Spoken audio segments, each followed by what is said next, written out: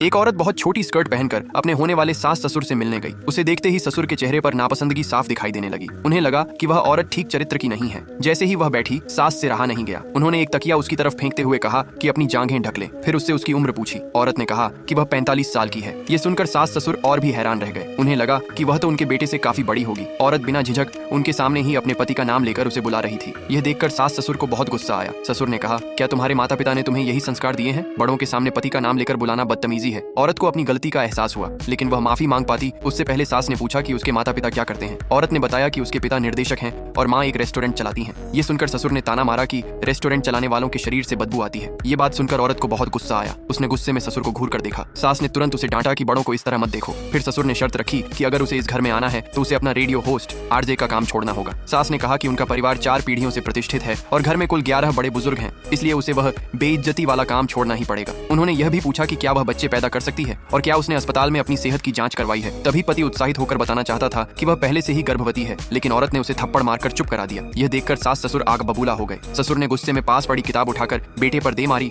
और उसे कायर कहकर अपमानित किया। हालांकि उसके सिर बहने लगा, फिर भी वह अपनी बात पर अड़ा रहा और बोला कि यह सब वह अपनी पत्नी से प्यार की वजह से कर रहा है। यह सुनकर ससुर और भड़क गए और औरत को चरित्रहीन कहकर अपमानित किया।